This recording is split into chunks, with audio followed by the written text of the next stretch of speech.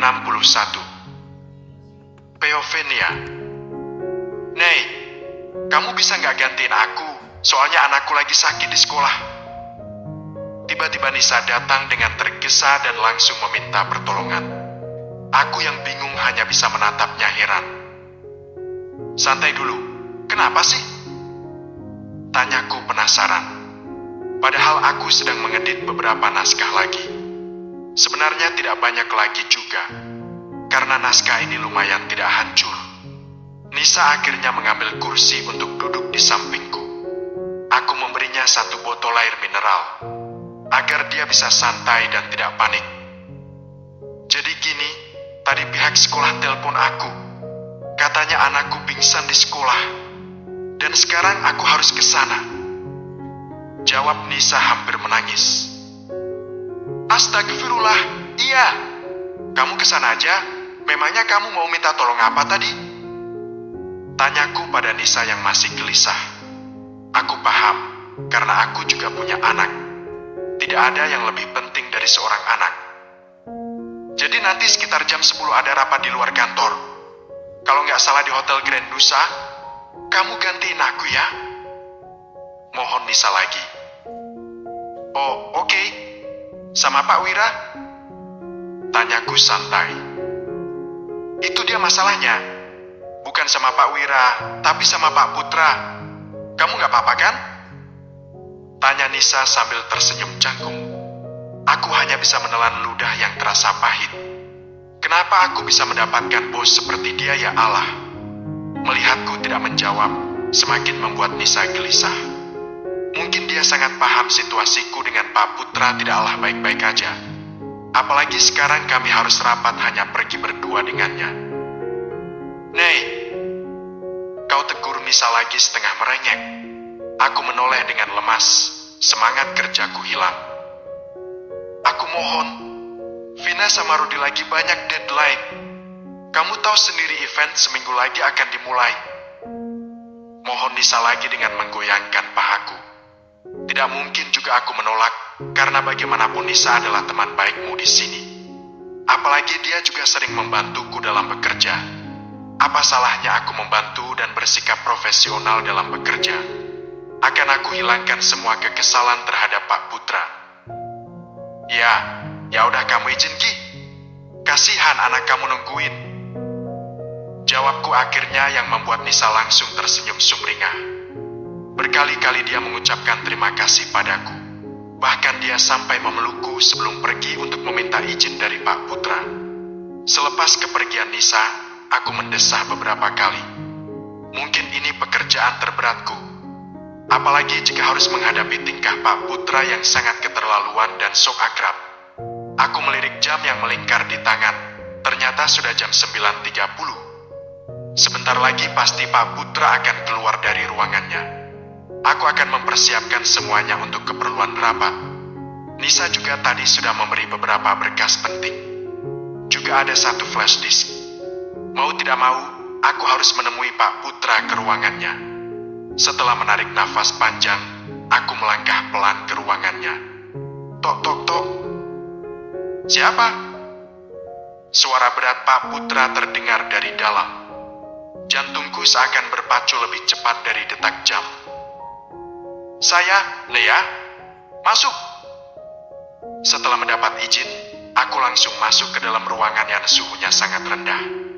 Aku sampai menggigil jika berada di dalam ruangan ini. Entah mengapa dia sangat suka keadaan dingin. Mungkin saja dia ingin mendinginkan pikiran dan hatinya yang selalu panas. Haha. Maaf, Pak.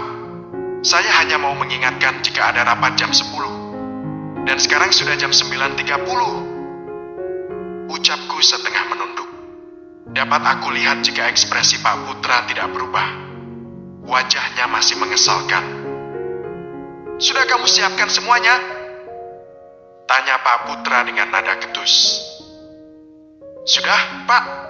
Awas saja kalau ada yang ketinggalan. Saya pecat kamu. Ujarnya sedikit membentak. Sebenarnya aku juga bingung. Apa salahku sehingga Pak Putra bersikap sangat arogan? Padahal pada karyawan lain, dia tidak terlalu dingin. Aku hanya diam dan tidak ingin menjawab apapun. Lebih baik aku menahan semuanya daripada aku melayaninya bertengkar. Setelah semuanya selesai, aku berjalan menuju tempat parkir bersama Pak Putra. Tidak, aku yang berjalan di belakang sedangkan dia di depan. Pak Putra masuk ke dalam mobil tanpa menyuruhku untuk masuk. Tapi aku memilih membuka pintu bagian penumpang dan masuk ke dalamnya. Pak Putra melihatku dengan pandangan tajam. Aku hanya mengendikkan bahuku seolah menanyakan adakah yang salah. "Kamu pikir saya supir pribadi?" Tanyanya dengan nada penuh penekanan. "Ya tidak, saya hanya nyaman di sini," jawabku canggung. "Duduk di depan. Saya bukan singa yang buat kamu tidak nyaman," bentaknya lagi. "Bukan singa, tapi beruang," desisku pelan seraya turun dari mobil. "Kamu bilang apa tadi?" tanya Pak Wira yang kini mencondongkan wajahnya dekat denganku. Aku yang belum siap dan baru saja masuk ke dalam mobil sangat terkejut dengan perlakuan Pak Putra. Tapi aku membalas tatapan tajam Pak Putra dengan sedikit melotot. Dia pikir aku takut.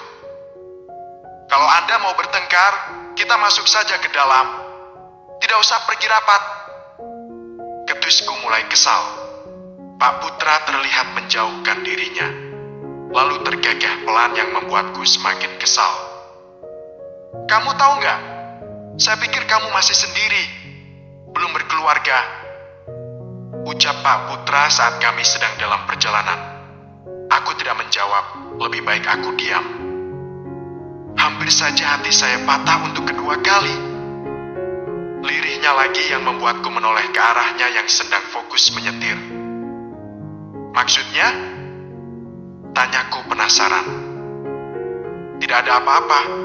Jangan terlalu banyak bertanya tentang hal pribadi saya," jawabnya. Lagi-lagi aku kembali kesal dibuatnya. "Hei, Tuan Putra, kalau Anda tidak membahasnya tadi saya juga mau bertanya. Pertanyaan tadi saya tanyakan biar Anda tidak bicara sendirian, kayak orang." Aku menggantungkan ucapan barusan, karena aku baru ingat jika ini masih di jam kantor. Bukannya marah dia malah tergagah melihatku marah-marah. Bibirnya terus tersenyum sepanjang perjalanan. Lama-lama sakit jiwa ini orang. "Kita sudah sampai," ucapnya. Aku segera turun dan mengambil beberapa berkas penting lainnya untuk dibawa masuk ke dalam. Kata Nisa kami akan meeting dengan pihak hotel. Karena saat event nanti ada beberapa penulis yang menang dan akan tinggal di hotel ini. Pihak hotel ini juga meminta agar kami mencetak buku tentang kualitas hotel ini. Jadi nanti di setiap akhir buku, penulis wajib menceritakan sedikit tentang hotel ini. Kami memasuki hotel dan langsung menuju ke bagian restoran hotel. Kemudian kami masuk ke dalam ruangan kaca yang bertuliskan meeting room. "Selamat siang, Pak Putra." Sambut seseorang yang aku tebak adalah kepala hotel di sini. Aku juga menangkup kedua tangan di depan dada. Dengan sedikit menunduk dan tersenyum ramah. Ada dua orang lagi wanita yang seumuran denganku. Kami duduk dan rapat pun dimulai. Aku lupa mengambil ponsel. Bisakah kamu mengambilnya?" bisik Pak Putra saat sedang rapat. "Oke," jawabku kemudian mengambil kunci mobil dan pamit untuk izin keluar sebentar. Aku berjalan dengan sedikit cepat, karena Pak Putra pasti akan memarahiku jika terlalu lama. Brak! Akau! Aku meringis kesakitan saat tidak sengaja menabrak seseorang yang sedang berjalan keluar dari lift. "Kalau lihat itu pakai mata, jangan pakai dengkul," bentaknya saat aku berusaha bangun. "Lela!" Suaraku seakan tercekat di tenggorokan. Ternyata yang menabrakku barusan adalah Lela.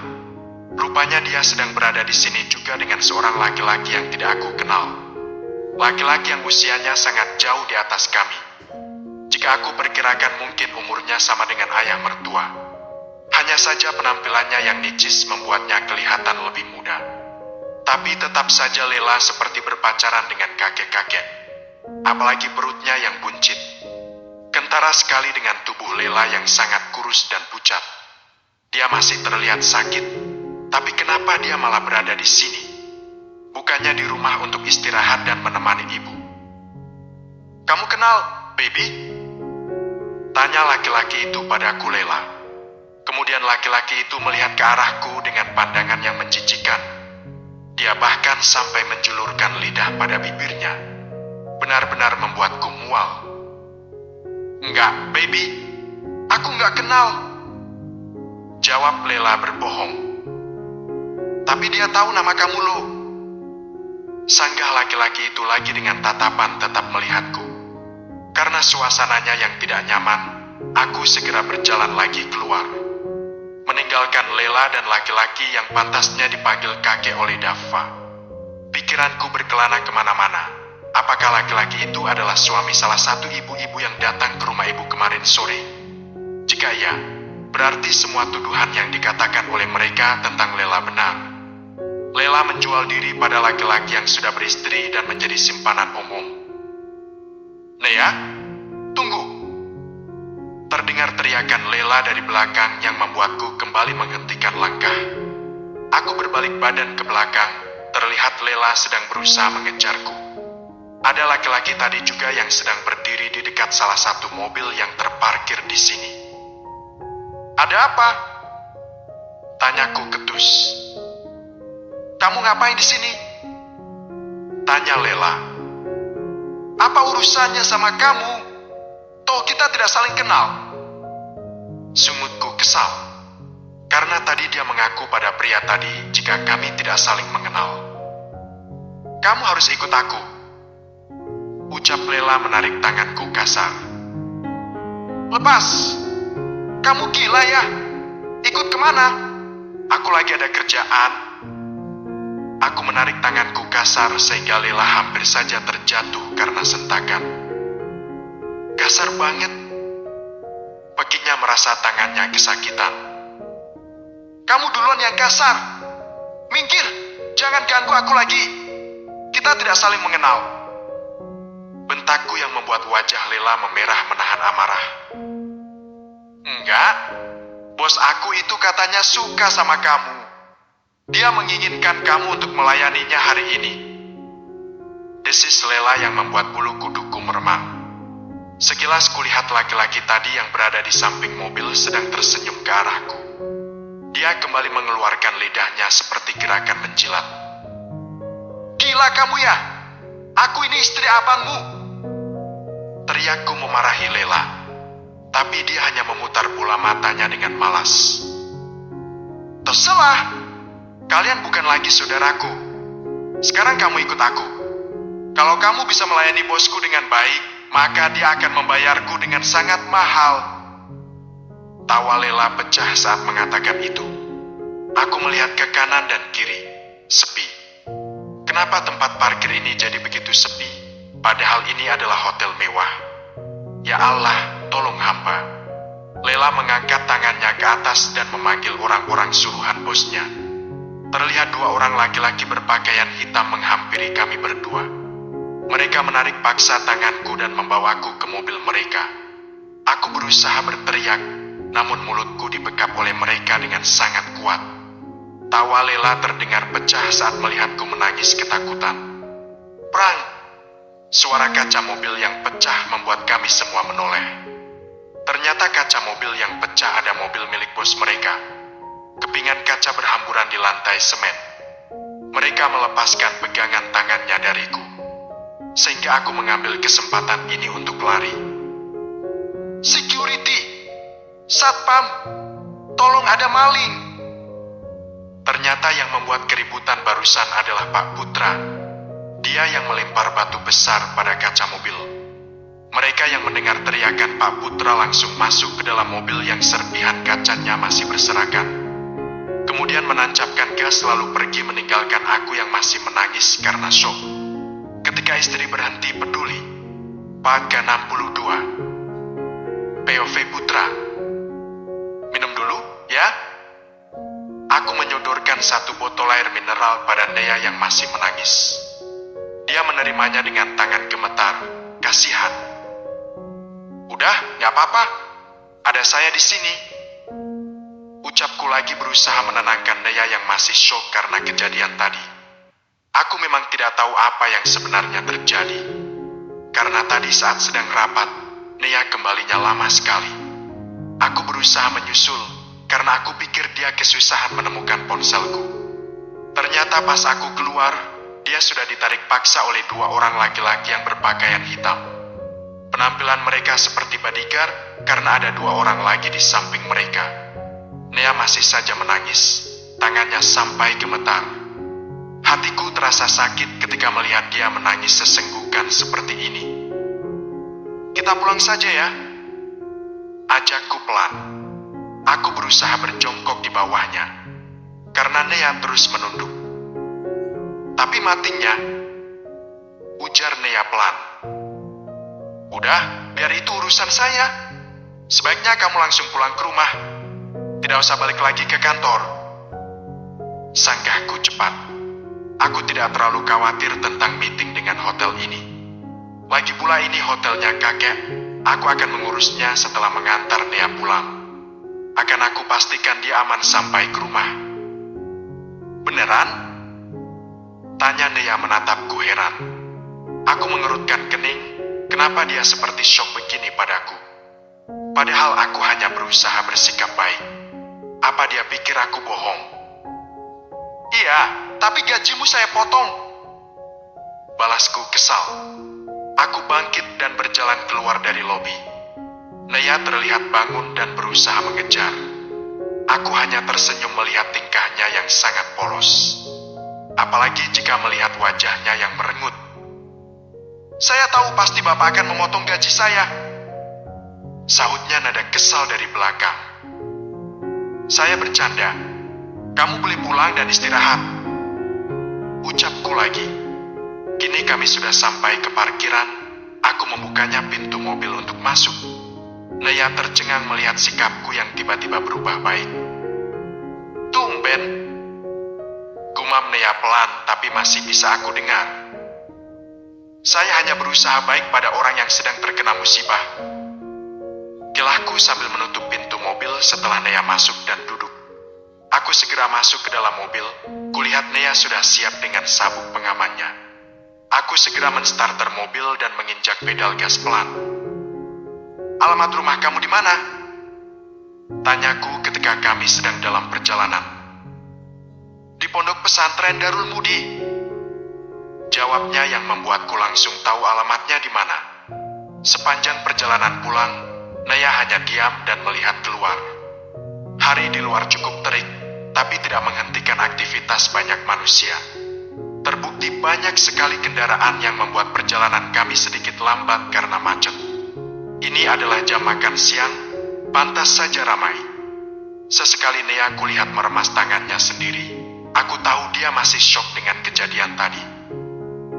Tadi itu siapa? Tanyaku berusaha mencairkan suasana. Sudah lama sekali aku tidak pernah lagi satu mobil dengan perempuan. Jadi rasanya sangat canggung sekarang. Adik ipar saya? Jawab Nea yang membuatku terkejut. Adik ipar? Yang perempuan atau laki-laki? Tanyaku penasaran. Yang perempuan? Terus yang laki-laki siapa? Tanyaku lagi masih penasaran. Nea terlihat menarik nafas panjang dan mengeluarkannya dengan kasar. Kalau kamu gak mau cerita gak apa-apa. Saya tahu kok, saya cuma orang lain. Ujarku lagi ketika melihat Nea merasa tidak nyaman dengan pertanyaan barusan. Namanya Lela. Dia adik suami saya, adik tiri. Laki-laki tadi itu katanya bosnya.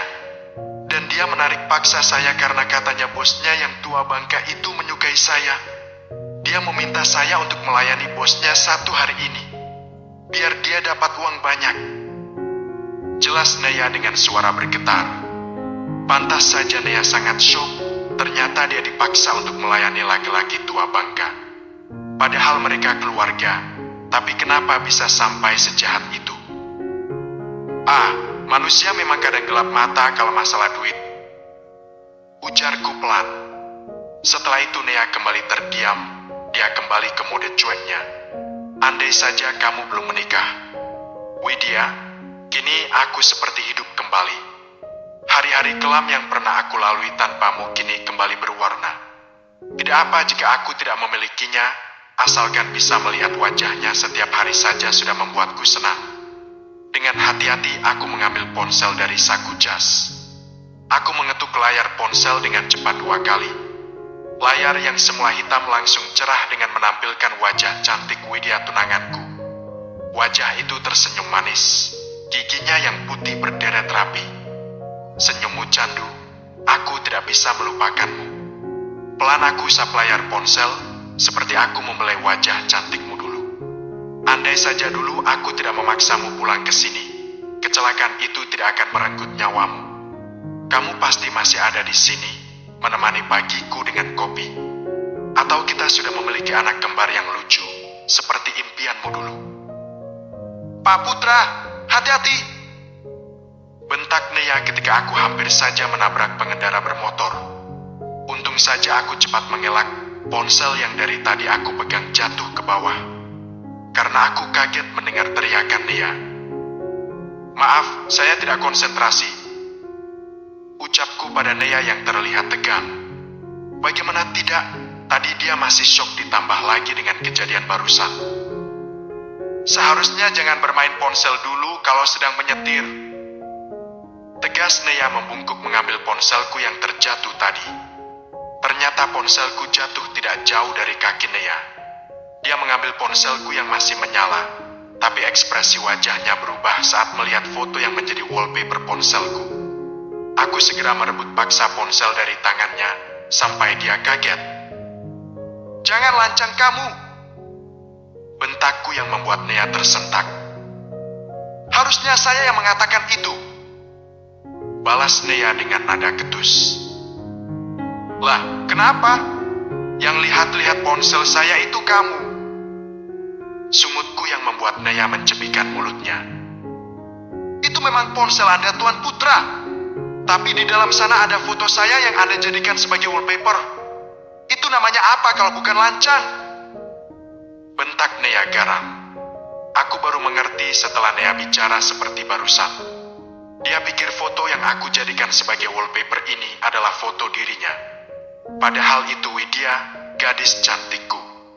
Makanya dia mengatakan jika aku sangat lancang sudah menggunakan fotonya sebagai wallpaper. Kenapa senyum-senyum sendiri? Hapus nggak foto saya? Ingat, saya sudah punya suami dan anak. Apa kata orang-orang jika mereka melihat foto saya yang Anda jadikan sebagai wallpaper? Apalagi jika sampai suami saya tahu, bisa marahan kami. Gerutu Nea lagi yang membuatku semakin tertawa terbahak-bahak. Gila ya Anda. Tadi senyum-senyum sendiri, sekarang dimarahi malah ketawa. Hardik Nea yang semakin membuatku tidak bisa berhenti tertawa. Kamu itu kegiran tahu enggak? Balasku. Lihatlah Widya, cara dia marah pun sama sepertimu. Mulutnya tidak bisa berhenti bicara sampai lawan bicaranya minta maaf. Jangan lempar batu sembunyi tangan, Pak. Sepertinya kamu tidak lagi sedih ataupun trauma dengan kejadian tadi. Sebaiknya kamu langsung balik ke kantor ya. Tegasku yang membuat Nea terdiam. Aku memarkirkan mobil di tepi jalan. Rencananya aku akan membeli beberapa makanan. Anda mau kemana? Tanya Nea yang melihatku turun dari mobil. Tanpa menjawab pertanyaannya, aku segera berjalan dengan cepat. Aku beli 2 bungkus martabak rasa kacang dan coklat. Aku juga membeli beberapa makanan untuk anak Nea. Kata Wira anaknya sudah berumur 1 tahun lebih. Mungkin jika aku membelinya beberapa puding buah akan cocok untuknya. Setelah selesai membeli beberapa makanan, aku langsung kembali lagi ke mobil. Terlihat wajah Nea semakin ditekuk karena kesal. Aku hanya tersenyum melihatnya begitu. Kita pulang sekarang. Ucapku sambil memasang sabuk pengaman. Nea hanya melirik dengan pandangan tidak suka. Aku tidak peduli, yang penting aku bisa bersamanya saja sudah cukup. 10 menit perjalanan, kami sampai di depan pondok. Aku masih penasaran kenapa Nea bisa sampai di sini. Kalau dia tinggal di sini, kenapa selama ini aku tidak pernah melihatnya? Kamu gak usah turun, aku takut Umi dan Abi salah paham. Laranya ketika akan turun. Tapi, Pak Putra, saya sudah punya suami. Tolong mengerti. Tegasnya lagi sambil menatapku tajam. Aku hanya diam, tidak menyanggah lagi. Terima kasih karena sudah menyelamatkan saya tadi dan mengantar saya pulang. Ucapnya lagi yang aku balas dengan anggukan. Brak, Nea menutup pintu mobil, kemudian berjalan menuju ke rumah Abi, pemilik pondok pesantren ini. Apa jangan-jangan Nea adalah anak Abi dan Umi? Tanpa memperdulikan permata Nea tadi yang melarangku turun, aku segera meraih semua barang yang aku beli tadi. Dengan mantap, aku melangkahkan kaki menuju rumah yang dicat dengan warna putih dan kuning emas. Rumah yang selalu aku kunjungi dulu sama kakek. Karena sebagian uang hasil zakat dari hotel akan disumbangkan ke sini oleh kakek. Assalamualaikum, ucapku ketika sudah ada di depan pintu. Waalaikumsalam. Aku tahu yang menjawab itu Umi, karena aku hafal betul dengan suaranya yang lemah lembut. Nak Putra, silakan masuk dulu. Umi panggilkan Abi dulu. Dia lagi di kamar. Sambut Umi dengan senyumnya yang sumringah. Dia terlihat sedang menggendong seorang balita laki-laki. Bisa aku tebak itu adalah anaknya si cuek Nea. Aku segera masuk dan duduk di sofa yang sering aku duduki ketika kesini. Biasanya setiap bulan aku akan kesini, sendiri atau bersama kakek. Tapi bulan ini aku lumayan sibuk, jadi kemarin hanya kakek yang kemari. Aku menaruh semua barang yang aku bawa tadi di atas meja kaca di depan sofa. Mataku awas mengawasi semua foto dan kaligrafi yang ada di dinding tembok rumah ini. Ternyata benar, Naya adalah anaknya Abi dan Umi. Terlihat dari foto keluarga yang terpampang di dinding rumah. Kenapa aku selama ini tidak memperhatikan foto-foto ini? Padahal aku hampir setiap bulan ke rumah ini. Ada Nak Putra. Maaf tadi Abi lagi tidur. Uak Abi ketika melihatku duduk di sofa. Aku segera bangun dan menyalami Abi yang akan duduk di depanku. Iya, Bi, kok suhu badan Abi panas sekali? Abi sakit? Tanyaku yang kini sudah duduk kembali di tempat semula. Ya, Abi sedang tidak enak badan. Beberapa hari ini harus bergadang karena ada acara. Jawab Abi sambil tersenyum ramah. Ada apa ya Nak Putra kemari? Karena seingat saya, minggu lalu Pak Khalid sudah kemari. Tanya Abi bingung. Aku hanya menggaruk kepala yang tidak gatal. Harus jawab apa ya? Silakan diminum. Ucap Umi yang tiba-tiba datang membawa satu nampan berisi teh hangat. Aku segera mengambil satu cangkir dan meminumnya setengah. Jadi tadi itu saya anterin Nia pulang. Jawabku jujur. Abi dan Umi langsung bertatapan. Raut wajah Abi sedikit berubah. Mungkin dia tidak suka dengan sikapku dan Nea yang pulang bersama. Apalagi mengingat Nea sudah menikah dan punya anak. Kok bisa? Tanya Umi dengan wajah penasaran. Ya, jadi kebetulan kami satu kantor. Dan jam 10 tadi kami ada acara meeting di hotelnya kakek. Jadi ada kejadian yang kurang mengenakan. Jawabku berusaha menjelaskan. Tidak mengenakan? Maksudnya gimana ya? Tanya Abi menatapku. Jadi tadi di parkiran saat saya sudah masuk ke dalam hotel, Nea dicegat sama adik iparnya. Kalau tidak salah namanya Lela. Terus dia berusaha menculik Nea dan akan menjualnya ke om-om gitu. Jelasku secara gamblang. Sampai Umi dan Abi menganga tidak percaya. Umi sampai menutup mulut dengan kedua tangannya. Aku sengaja menceritakan semuanya dengan jujur. Jadi Nea bisa lebih berhati-hati lagi. Abi dan Umi juga agar bisa menjaga Nea lebih ketat lagi.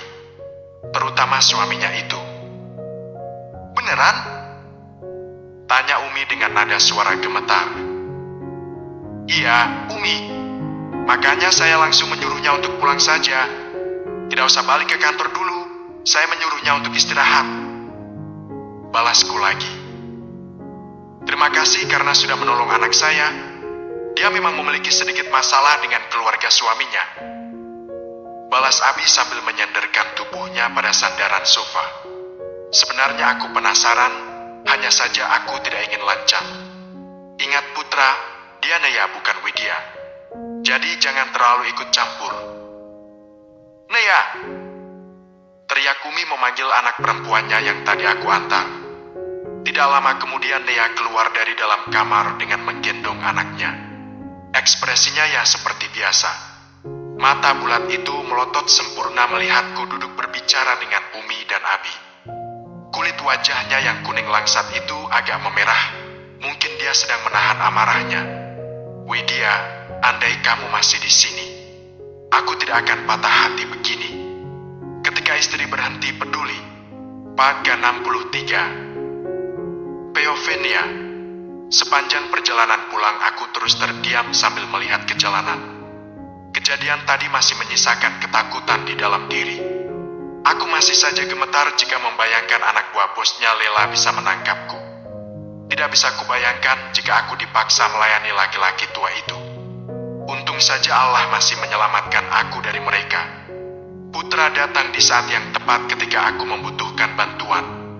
Dalam pikiranku tadi, masa depanku pasti akan kelam jika Lela berhasil menjadikan aku sebagai pelampiasan nafsu laki-laki bejat itu.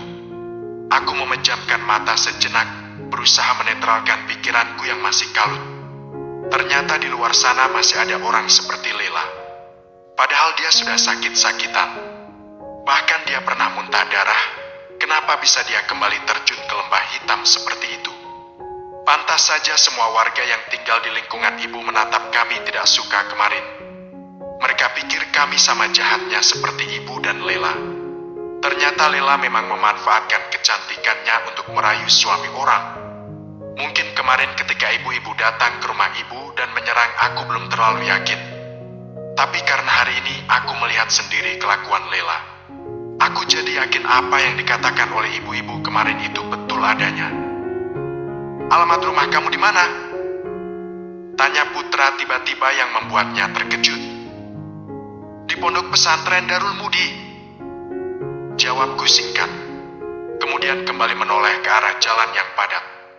Aku tidak menyangka jika Pak Putra mau menolongku tadi. Karena dia terkesan sangat cuek dan kaku. Apalagi sepanjang perjalanan dia terus saja bertanya tentang hal pribadiku. Aku hanya menjawab sekenanya. Tidak mungkin aku membuka aib keluarga di depan orang asing. Tidak ada salahnya jika aku menceritakan hal yang sebenarnya. Karena jika nanti Pak Putra menonton video ibu yang kemarin viral, dia tidak akan salah paham. Selama perjalanan pulang dia menjadi lebih ramah dari biasanya. Dia juga mengatakan jika akan mengantarkan aku sampai ke rumah. Aku hanya mengangguk setuju karena takut jika Lela masih mengikutiku dan masih berniat jahat padaku. Setelah setengah jam perjalanan, akhirnya kami sampai di depan rumah Abi dan Umi. Tapi ketika aku turun, aku segera menyarankan jika Pak Putra tidak perlu turun. Dia cukup mengantar sampai di depan rumah. Karena aku tahu posisiku sebagai istri orang. Meskipun aku dapat melihat raut wajah kecewa dari Pak Putra, tapi aku tidak akan luluh, bisa mati diceramahi oleh Abi dan Umi nanti. Setelah turun dari mobil, aku segera masuk ke dalam rumah. Mencari keberadaan Umi dan Daffa. Aku juga berusaha bersikap biasa saja di depan Umi dan Abi. Sebenarnya aku ingin cerita, hanya saja aku menunggu Mas Arman saja. Sekalian nanti ketika makan malam akan aku ceritakan semuanya. Jadi Mas Arman juga bisa menilai sendiri bagaimana Lela. Begitu juga Abi dan Umi, agar mereka tahu kenapa aku selalu melarang Mas Arman membantu Lela dan ibunya. Sudah pulang, Nei? Tanya Umi ketika melihatku. Sudah, Umi. Sini nak sama Mama. Ajakku pada Daffa yang sedang digendong sama Umi. Rupanya Umi sedang mengajak Daffa untuk melihatnya menyiram tanaman. Umi memang banyak menanam sayuran dalam pot. Seperti sekarang, Umi sekarang sedang menyiram tanaman tomat dan seledri. Abi mana, Umi? Tanyaku pada Umi. Ada di kamar, lagi gak enak badan katanya. Jawab Umi lagi. Itu karena Abi sering bergadang. Sahutku yang dibalas anggukan oleh Umi. Aku mengambil Daffa, kemudian menciumnya berkali-kali. Tidak bisa kubayangkan jika tadi aku tidak selamat. Bagaimana nasib Daffa ke depannya? Kok pulangnya cepat? Tanya Umi lagi tanpa menoleh padaku. Tangan ini dengan cekatan menyiram air pada semua tanamannya. Lebih baik aku mengatakannya nanti malam saja. Iya, Umi. Alhamdulillah. Jawabku sekenanya. Lalu dengan cepat berjalan menuju kamar. Aku tidak ingin Umi terlalu banyak bertanya lagi. Sampai di dalam kamar, aku memutuskan untuk mengganti baju dengan baju kebesaran emak-emak di Indonesia, daster. Saat sedang bermain-main dengan Daffa, aku mendengar suara lantang Umi memanggil namaku. Karena penasaran, aku segera menggendong Daffa dan berjalan menuju Umi.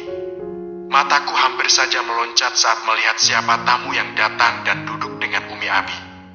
Kakiku berhenti melangkah, aku bahkan mengedip beberapa kali untuk memastikan pandangan ini tidak salah. Daffa yang melihat Umi dan Abi sedang duduk santai. Merengek minta turun dari gendongan, aku pun segera melepaskannya. Dia berlari ke arah Umi dan Abi, kemudian duduk di pangkuan Abi. Ngapain Bapak masih di sini? Tanyaku spontan saat melihat ada Pak Putra yang tersenyum tanpa beban padaku. Kok gitu sama tamu? Kau tegur Umi dengan mata sedikit melotot. Orang yang aku tanyai malah cengar-cengir tidak jelas. Untung saja aku memakai jilbab, kalau tidak bisa gawat. Bu, bukan begitu, Umi. Nea cuma bingung aja. Jawabku gugup. Bukan gugup karena tamunya Pak Putra. Aku hanya takut jika Umi dan Abi salah paham. Mereka tidak akan segan-segan menceramahiku, apalagi ini diantar oleh laki-laki lain. Duduk dulu, ada yang ingin Umi tanyakan. Perintah Umi yang semakin membuat hatiku kacau. Pikiranku berkelana memikirkan alasan apa yang akan aku jelaskan pada Umi dan Abi. Aku berjalan menuju kursi tamu yang sebagian sudah diduduki oleh mereka. Aku lebih memilih duduk di kursi yang berada di dekat Abi. Karena jika duduk dekat dengan Umi, telingaku bisa saja keluar nanah. Maaf, Umi. Ini Daffa ya? Gantengnya? Puji Pak Putra sambil mengelus pipi Daffa. Kemudian dia mengambil satu bungkusan plastik lalu diserahkan pada Daffa. Nih, Om ada beliin kamu puding buah. Dijamin kamu pasti suka. Ucap Pak Putra sambil menyerahkannya pada Daffa. Melihat semua barang belanjaan yang ada di atas meja, semakin membuatku merasa yakin. Jika Pak Putra memang sengaja datang dan masuk ke dalam rumah Abi dan Umi, buktinya dia sengaja tadi berhenti di jalan untuk membeli ini semua. Padahal aku sudah mengatakan untuk jangan turun dan jangan sampai Umi dan Abi tahu jika dia yang mengantarkan aku pulang. Aku melihat tajam aksinya yang sok dekat dengan Daffa. Dari mana dia tahu nama Daffa? Bilang apa sama Om? Tanya Umi pada Daffa yang menerima hadiah dari Pak Putra. Maci ya? Daffa mengucapkan terima kasih pada Pak Putra dengan suara cadilnya. Dia memang belum bisa berbicara banyak, karena umurnya masih 1,5 tahun. Sama-sama, sayang. Balas Pak Putra seimut. Aku tidak tahu apa motif dia sebenarnya baik bagimu dengan keluargaku. Padahal jika denganku di kantor, dia sangat kejam dan tegas. Kenapa melihat saya seperti itu? Tanya Pak Putra padaku. Aku hanya memalingkan mataku ke arah lain. Saya tanya kenapa Anda kesini? Tanyaku sedikit ketus. Saya hanya bersilaturahmi, tidak lebih. Pak Putra menjawab dengan santai tanpa rasa bersalah sedikit pun. Ya, tapi Umi dan Abi tidak mungkin menerima tamu laki-laki begitu saja. Apalagi jika Anda datang membawa nama saya. Tegasku lagi yang membuat Pak Putra hampir tertawa. Semakin membuatku dongkol. Bukan hanya Pak Putra, tapi Umi dan Abi juga terlihat seperti akan tertawa. Hanya saja mereka seakan menahannya agar aku tidak tersinggung. Aku malah semakin bingung dengan semua ini. Nea, jangan begitu sama tamu. Nah, Putra ini sengaja mampir buat jenguk Abi sama Umi. Soalnya dulu dia sering kemari ketika datang bersama kakeknya. Sahut Umi yang membuat wajahku memerah. Bukan karena marah, tapi karena malu. Pantas jika aku menilai Pak Putra ada niat yang tidak biasa. Karena aku tidak tahu jika dia salah satu donatur di pesantren Abi. Aku juga tadi melihat layar ponsel Pak Putra memakai fotoku. Aku hanya beroh saja ketika mendengar penjelasan Umi. Malah Umi sama Abi mau mengucapkan terima kasih banyak pada Putra, karena dia sudah menyelamatkan kamu dari si Lela adiknya Arman. Ucap Umi lagi yang semakin membuat jantungku tidak karuan. Iya, Umi. Tadi memang Lela mau menculik Nea. Maaf bukan Nea tidak cerita. Cuman tadi kan Umi sendirian di belakang. Jadi aku mikirnya mau cerita pas kita makan malam aja. Sekalian ada Abi dan Mas Arman. Jawabku menjelaskan kenapa aku memilih diam dan belum bercerita pada Umi. Umi gak habis pikir dengan jalan pikiran mereka ya, Nei? Bukannya kamu bilang Lela lagi sakit? Tanya Umi dengan kening berkerut.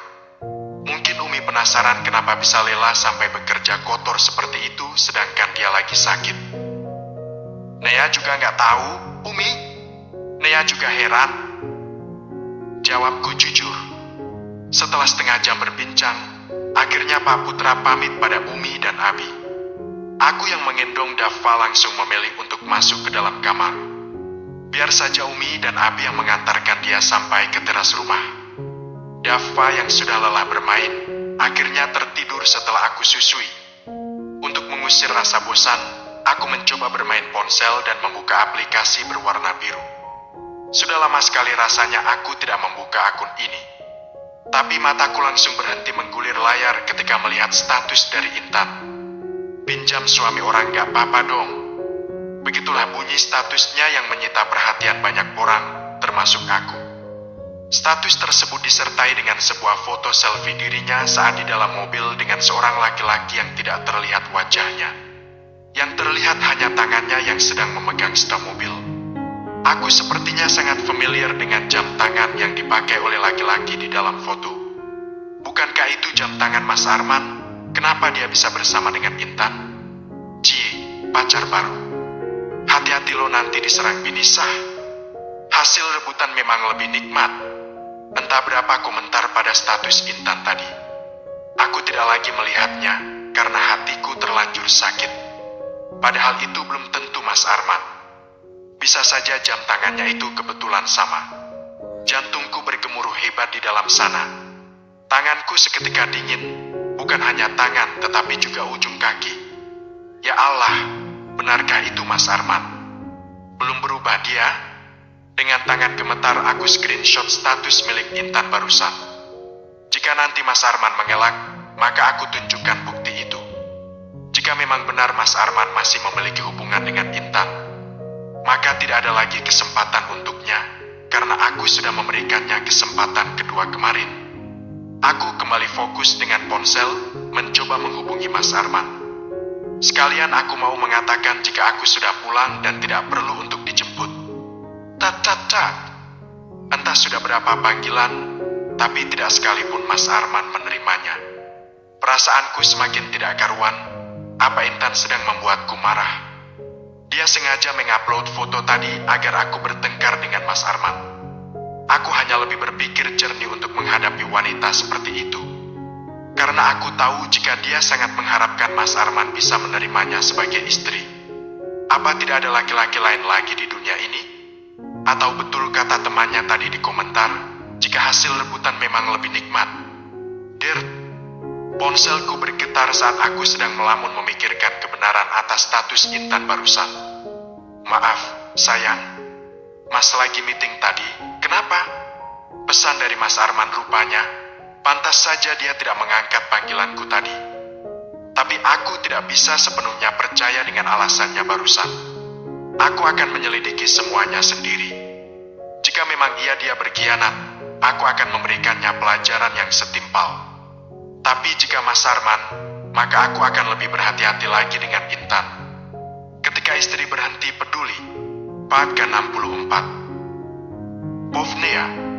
Setelah menunggu Mas Arman pulang dari kantor dengan hati gelisah, akhirnya aku memutuskan untuk membantu Umi membagikan makanan pada santri di sini.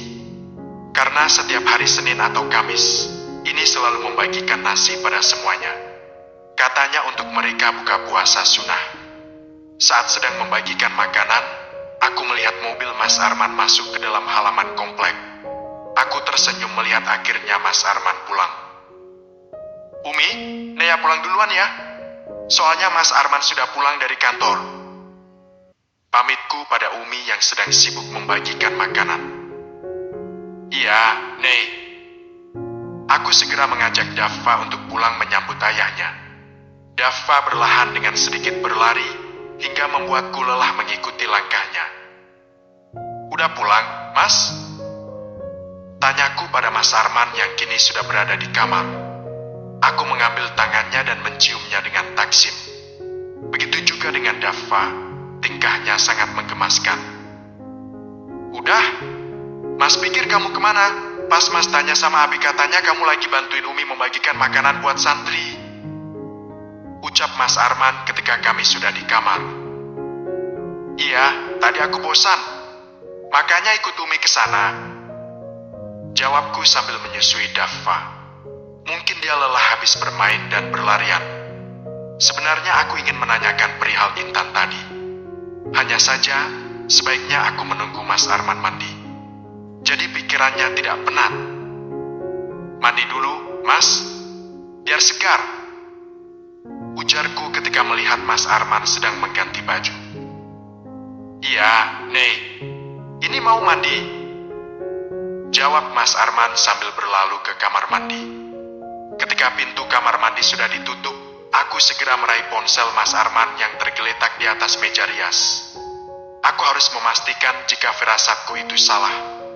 Ternyata ponsel Mas Arman terkunci pakai sandi. Semenjak kami sering bertengkar dulu, aku sampai tidak ingat jika Mas Arman mulai mengunci ponselnya. Andai sandinya berupa angka, aku bisa mencoba beberapa tanggal penting.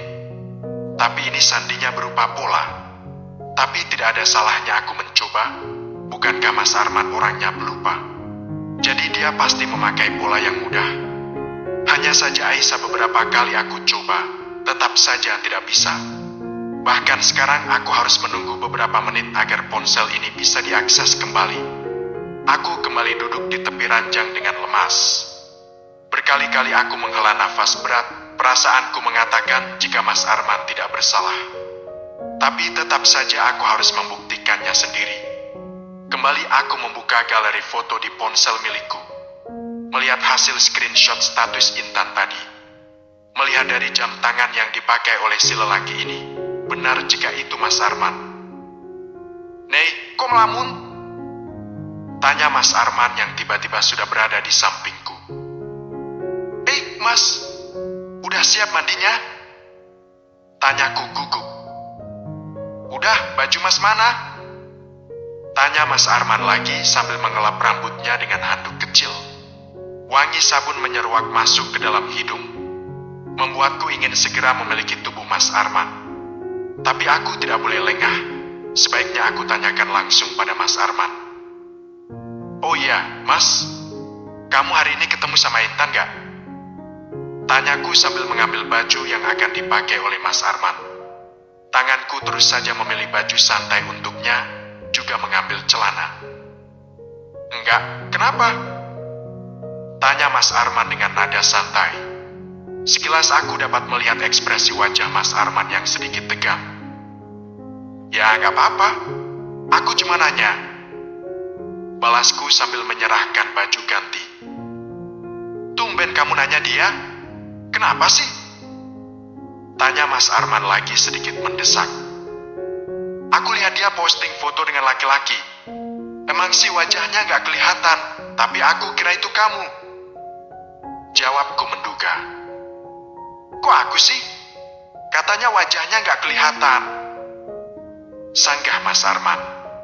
Kini dia sudah memakai baju dan sedang menyisir rambutnya yang hitam legam. Ya, karena aku lihat jam tangan yang dipakai sama si laki-laki itu. Mirip sama jam tangan kamu. Seruku kesal. Mas Arman tetap saja santai. Dia tidak tahu perasaanku sudah gimana.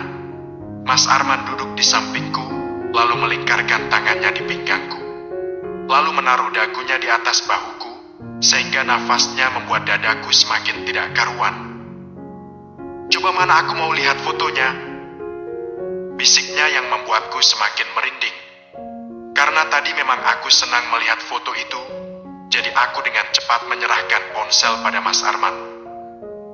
Nih, aku menyodorkan ponsel pada Mas Arman. Kemudian aku lebih memilih untuk berbaring di samping Dava. Foto ini kapan? Tanya Mas melihatku. Tadi pagi Mas pakai baju kemeja warna apa? Tanya Mas Arman lagi yang membuatku harus berpikir lagi. Biru? Jawabku singkat. Nah sekarang coba kamu lihat foto ini. Kembali Mas Arman menyodorkan ponsel ke tanganku. Dengan cepat aku meraih ponsel lalu mengamati foto itu dengan seksama. Benar, baju yang dipakai oleh laki-laki di dalam mobil itu adalah baju berwarna putih. Jadi tidak mungkin jika itu Mas Arman. Jika masalah jam tangan, bisa saja laki-laki itu juga mempunyai jam yang sama dengan Mas Arman. Aku hanya bisa tersenyum sendiri mengingat semua prasangka tadi terhadap Mas Arman. Kenapa tadi aku tidak fokus untuk mengecek warna baju yang dipakai oleh laki-laki itu? Nek, kamu sudah cerita belum sama Arman kejadian tadi? Tanya Umi padaku saat kami semua sedang makan malam. Mas Arman yang semula ingin menyendokkan makanan ke mulut, urung dilakukan. Dia malah menatapku bingung karena pertanyaan ini barusan. Belum, Umi. Emang kenapa, Nei? Ada masalah lagi? Tanya Mas Arman bingung. Aku terus saja makan, karena tidak enak bercerita kalau sedang makan. Apalagi sekarang aku lagi makan udang pepes kesukaan. Nanti aja, Mas. Kita makan aja dulu. Jawabku santai. Aku memang sudah meyakinkan diri jika akan melupakan kejadian tadi siang. Jika tidak mungkin aku akan terus-menerus trauma sendiri. Setelah selesai makan malam, Abi dan Mas Arman menuju ke ruang keluarga. Sedangkan aku dan Umi membereskan sisa makanan dan piring kotor di dapur.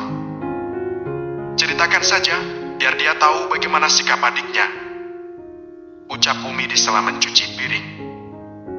Ya, sebenarnya kata-kata itu yang mau Nea bilang ke Umi dan Abi. Jawabku yang membuat Umi menoleh. Maksud kamu? Tanya Umi tidak mengerti. Aku menghela nafas berat, kemudian menghembusnya pelan. Kemarin Umi dan Abi selalu mengatakan jika kami harus bersikap baik pada Lela kan? Mas Arman tetap akan harus bertanggung jawab atas Lela. Tapi sekarang Umi lihat sendiri kan bagaimana Lela akan mencelakaiku. Tanyaku pada Umi yang sedang memanaskan sisa makanan tadi, agar besok tidak basi. Iya, Nei. Umi minta maaf ya sudah egois sama kamu. Umi dan Abi juga manusia biasa, yang bisa salah dan kilaf. Kemarin itu Umi cuma tidak mau kamu dan Arman berdosa dan diminta pertanggungjawaban kelak sama Allah. Umi menghampiriku dan memelukku dari samping. Aku segera mengelap tangan pada kain yang menggantung di lemari dapur. Kemudian membalas pelukan Umi yang terasa hangat. Rasanya sudah lama sekali aku tidak memeluk Umi begini. Tidak harus minta maaf, Umi. Naya cuma mau bilang kalau mereka tidak butuh kami. Lela dan Ibu sudah menganggap kami orang lain. Lagian Lela dan Ibu juga sudah mendapatkan pekerjaan yang bisa menghasilkan uang. Jadi biarlah mereka menjalani kehidupan sendiri. Balasku sambil terus memeluk Umi. Tidak seharusnya Umi minta maaf. Dia benar. Siapa lagi yang akan menasehati kami jika bukan Umi dan Abi? Hanya mereka yang kami punya sekarang. Usai membereskan pekerjaan dapur, aku dan Umi membuatkan teh hangat untuk Abi dan Mas Arman. Lalu setelah itu kami ke ruang keluarga tempat Abi dan Mas Arman duduk. Tehnya, Mas. Tawarku pada Mas Arman. Abi sudah cerita, Nei. Alhamdulillah kamu selamat. Ucap Mas Arman saat aku sudah duduk di di sampingnya. Alhamdulillah, Mas. Waktu itu ada Pak Putra yang keluar mencari karena aku tidak kembali ke dalam ruang rapat. Jawabku. Aku kembali teringat bagaimana Pak Putra melempar batu pada mobil mereka, hingga kaca mobil bagian depan pecah dan berserakan. Lela itu sudah sangat membahayakan, Nea, Arman. Kamu harus memperingati dia agar menjauhi Nea dan juga Dava. Umi tidak mau terjadi apa-apa sama Nea dan juga Dava. Tegas Umi pada Mas Arman. Iya, Umi. Besok aku akan mendatangi Lela di rumah ibu. Arman akan memberi peringatan pada Lela. Dia sudah sangat keterlaluan. Geram Mas Arman. Aku hanya bisa mengelus bahu Mas Arman lembut. Sebenarnya aku juga ingin dia memberi peringatan pada Lela. Hanya saja aku seperti tidak rela jika dia harus kembali ke sana. Aku tidak ingin ada hubungan apa-apa lagi di antar kami. Sudah cukup beban dan derita yang mereka beri pada kami dulu. Lagi pula aku juga tidak apa-apa. Memangnya ngapain Lela di sana? Kamu tahu nggak? Bukannya dia sakit ya? Tanya Mas Arman bingung. Wajar Mas Arman bingung, karena yang kami tahu kondisi Lela sedang tidak baik-baik saja. Aku juga nggak tahu pasti sih, Mas. Tapi dia jalan sama om-om gitu. Terus tiba-tiba dia maksa aku buat ikut sama mereka. Kayaknya dia benar-benar dendam deh sama aku, Mas. Jawabku pelan, lalu menghembuskan nafas berat. Mereka benar-benar telah dibutakan oleh uang. Semoga saja suatu saat mereka bisa sadar. Sahut Abi. Kemudian dia mengambil gelas berisi teh dan menyesapnya perlahan. Maafkan Mas ya, ucap Mas Arman sambil melihatku sendu. Tok tok tok.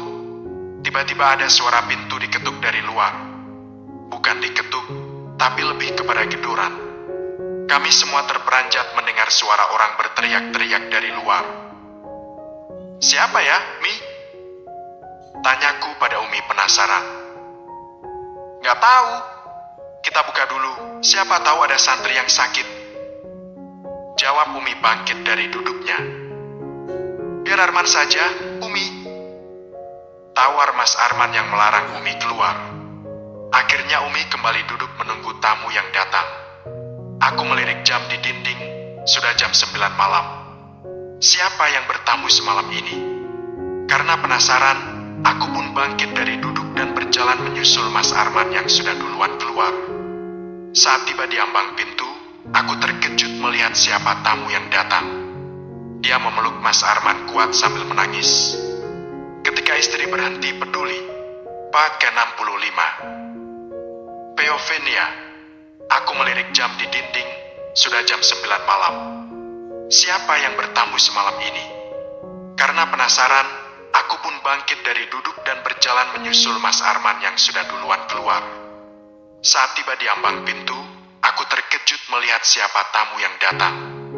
Dia memeluk Mas Arman kuat sambil menangis. Ibu, lirihku pelan. Di teras ibu sedang memeluk Mas Arman dengan kuat sambil menangis. Entah apa yang membuat ibu bisa datang kemari dan menemui kami. Padahal dia sendiri yang mengatakan jika kami bukan lagu keluarganya. Dia sendiri yang memutuskan tali persaudaraan. Bahkan kemarin ketika aku dan Mas Arman terakhir kali datang ke sana, ibu mengusir kami. Aku berjalan mendekati Mas Arman dan ibu. Melihatku datang, ibu langsung melepaskan pelukannya dan menatapku tajam. Aku melipat tangan di depan dada, tidak menanyakan apapun. Ibu ngapain kesini? Tanya Mas Arman pada ibu yang masih sesenggukan. Entah itu air mata palsu atau bukan. Tapi yang jelas aku sudah tidak percaya lagi dengan semua tingkah mereka. Tolong, ibu. Arman, tolong ibu. Lirih ibu dengan nada gemetar. Dia bahkan menggigit ibu jarinya sendiri, tanda jika dia sedang gugup. Matanya juga melirik ke kanan dan ke kiri, dia gelisah. Tolong apa? Ibu kesini sama siapa? Tanya Mas Arman lagi. Dia celingukan mencari bersama siapa ibu kesini. Aku hanya diam memperhatikan mereka berdua. Permisi, Mbak Nia. Sapa beberapa santri yang lewat di depan rumah. Ini malam minggu, pasti mereka habis dari mushala utama. Karena setiap malam minggu, biasanya mereka akan mengadakan acara muazzarah, di mana mereka satu persatu mendapatkan giliran untuk berpidato di depan. Itu dibuat sebagai latihan agar mereka lebih berani tampil di depan. Iya, jawabku membalas sapa mereka. Aku melihat beberapa santri lagi di belakang. Tidak enak rasanya jika mereka melihat kami nanti bertengkar di sini. Lebih baik aku ajak Ibu dan Mas Arman masuk dulu. Kami bicarakan di dalam saja tanpa harus diketahui oleh orang lain. Mas, kita bicara di dalam aja. Ajakku pada Mas Arman. Kemudian berjalan masuk ke dalam rumah. Aku lihat Mas Arman mengikuti langkahku. Begitu juga dengan Ibu. Mereka masuk ke dalam rumah kemudian duduk di tempat kami duduk tadi. Abi dan Umi terlihat terkejut dengan kehadiran Ibu yang tiba-tiba. Mereka sedikit tertegun karena melihatku yang menyuruh Ibu untuk masuk ke dalam rumah. Nea, Ibu Arman? Tanya Umi sedikit berbisik. Aku hanya menjawabnya dengan anggukan kepala. Lalu menyuruh Ibu duduk di dekat Mas Arman. Sedangkan aku ke dapur untuk membuatkan teh hangat. Karena suasana di luar sangat dingin, bagaimanapun Ibu tamu malam ini. Diminum. Ucapku pelan lalu meletakkan cangkir teh hangat di depan Ibu. Lalu aku kembali duduk di samping Umi. Ibu terlihat langsung mengambil gelas itu dan meminumnya hingga tandas. Padahal itu sedikit panas, aku meringis membayangkannya. Ada apa Ibu kemari? Tanya Mas Arman sesudah hening sejenak.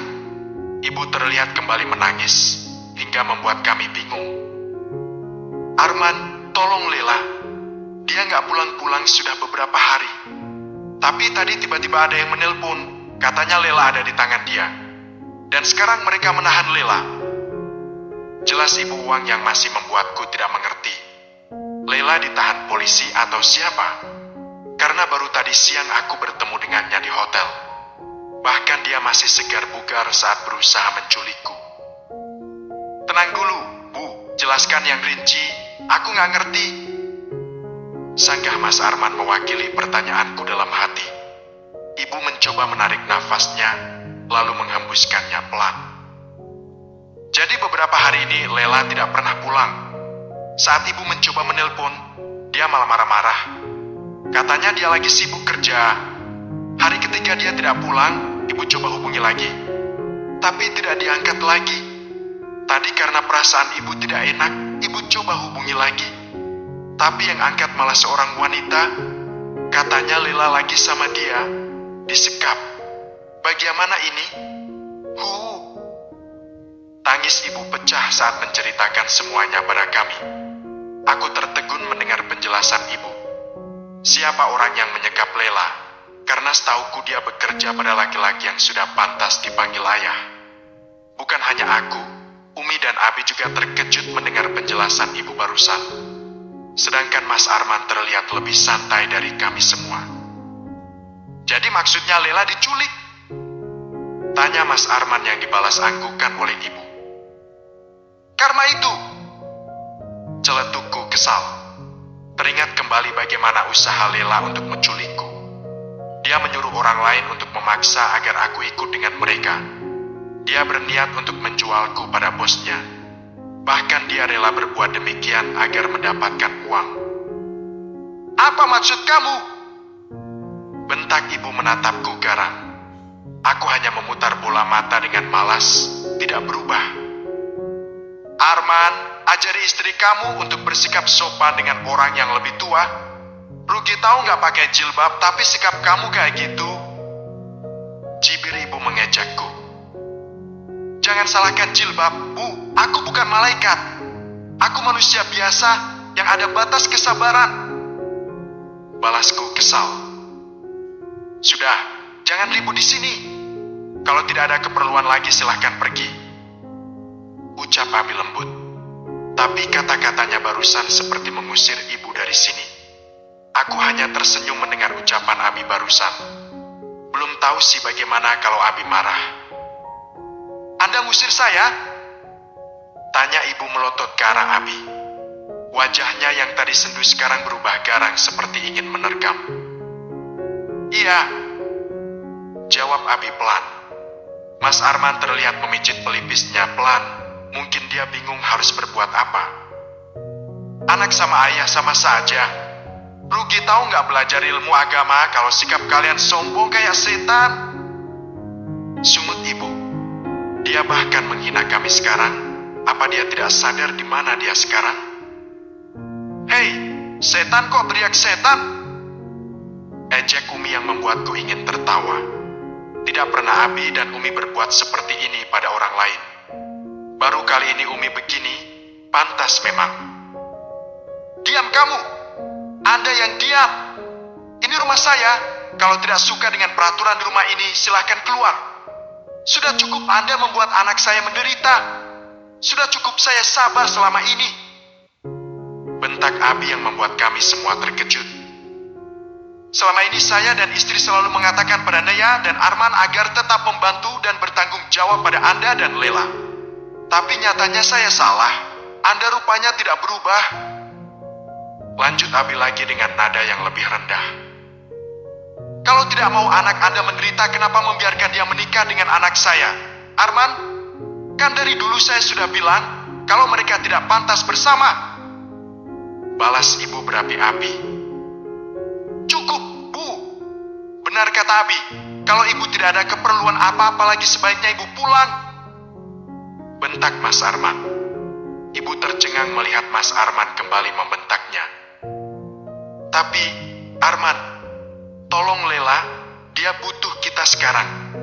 Kalau kita tidak menjemputnya, dia bakalan jadi budak mereka di sana. Lirih ibu kembali menangis. Arman sudah jengah, Bu. Kemarin waktu Arman ke sana dan menanyakan keberadaan Lela, ibu malah menyembunyikan Lela yang bekerja sebagai wanita penghibur. Sekarang kalau sudah kejadian seperti ini, baru ibu datang. Jangan begitu, Arman. Bagaimanapun dia tetap adik kamu. Walaupun ibu bukan ibu kandung kamu, tapi dia satu darah sama kamu. Dalih ibu yang kembali membuat Mas Arman diam. Abi dan Umi juga ikutan diam, karena Mas Arman memang masih bertanggung jawab atas hidup Lela. Pertanggungjawaban sebagai wali itu tidak mudah. Semua perbuatan Lela di dunia bisa jadi menjadi beban Mas Arman untuk masuk surga kelak di akhirat. Karena wanita yang sudah menikah itu yang bertanggung jawab adalah suaminya. Tapi setelah dia diceraikan, maka hak wali kembali ke ayahnya. Jika ayahnya sudah tidak ada, maka saudara laki-lakinya yang bertanggung jawab. Sekarang Lela di mana? Tanya Mas Arman. Dia disekap sama istri laki-laki itu. Mungkin dia marah karena suaminya main gila sama Lela. Padahal itu kan tidak sepenuhnya salah Lela. Jelas ibu yang kembali menangis tergugu. Dia disiksa di sana. Man, tadi ketika ditelepon dia teriak-teriak minta tolong. Ibu nggak sanggup mendengarnya. Ibu terisak, aku dan Umi saling pandang. Jika sudah begini, aku jadi bingung harus berbuat apa. Sebenarnya Arman mau nolong. Tapi kalau mengingat sikap Lela tadi siang pada Nea, Arman jadi ragu. Mas Arman menjawab dengan santai. Aku tidak ingin ikut campur lagi. Sekarang semua keputusan ada di tangan Mas Arman. Aku akan mendukung apapun yang dia lakukan. Memangnya kesalahan apa yang sudah Lela lakukan pada istrimu itu? Tidak bisakah dia mengerti kalau Lela sedang dalam bahaya? Ibu-ibu sambil memegang tangan Mas Arman. Dia masih saja menangis. Kesalahannya fatal, Bu. Mungkin dia bisa memaafkannya, tapi aku tidak. Tegas Mas sambil memejamkan mata. Dia berusaha menculik Nea untuk menjadi pemuas nafsu laki-laki hidung belang. Dan sekarang, sepertinya Lela pantas mendapatkan karmanya. Lanjut Mas Arman lagi sambil meremas kedua tangannya. Aku tahu sebenarnya Mas Arman juga tidak tega jika membiarkan Lela harus menderita di tangan orang lain. Mengingat bagaimana kejamnya perlakuan istri sah jika sudah menemukan pelakor. Pasti Lela sangat disiksa sekarang. Tega kamu, Arman. kamu gak kasihan sama Lela? Dia butuh kamu. Lagian buktinya sekarang kan istri kamu masih baik-baik. Dia tidak terluka kan? Bisa saja dia bohong dan mengarang cerita agar kamu semakin membenci kami. Ibu kembali menyalahkan aku. Sungguh kejam sekali mulut ibu. Aku tidak bohong, Bu. Lagian ada saksi mata kok yang melihat kejadian itu. Aku berusaha membela diri. Jika ibu memang tidak percaya, aku akan bawa Pak Putra ke hadapannya, agar dia mendengar semuanya sendiri. Halah, senangkan kamu sekarang karena kamu udah berhasil membuat Arman membenci keluarganya sendiri. Dasar wanita iblis! Maki ibu dengan suara lantang. Cukup! Keluar sekarang dari rumah saya!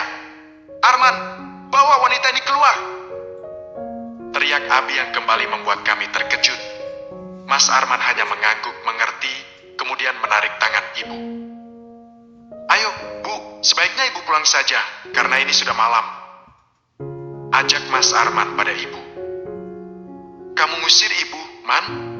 Kamu gak mau ikut ibu untuk menolong Lela? Tanya ibu dengan suara bergetar. Maaf, Bu, aku gak bisa. Hatiku terlanjur mati. Sebaiknya ibu pulang, aku antar sampai ke depan. Jawab Mas Arman lagi yang membuat ibu semakin murka. Tidak perlu. Saya bisa keluar sendiri. Menyesal saya sudah membesarkan kamu. Tahu begini seharusnya kamu mati saja sejak kecil. Maki ibu yang membuat dadaku sesak. Mulut ibu pedas sekali. Pantas saja tidak ada satu orang pun yang suka padanya. Bahkan semua tetangga tidak ada yang akur dengannya. Ibu menghentakkan kakinya di lantai, kemudian melenggang keluar dari rumah. Diikuti oleh Mas Arman yang mengejar ibu, sedangkan Abi langsung masuk ke dalam kamar diantar oleh Umi. Karena sejak tadi memang Abi sedang tidak enak badan. Ah, bagaimana keadaan Lela sekarang di tangan wanita itu ya? Ketika istri berhenti peduli,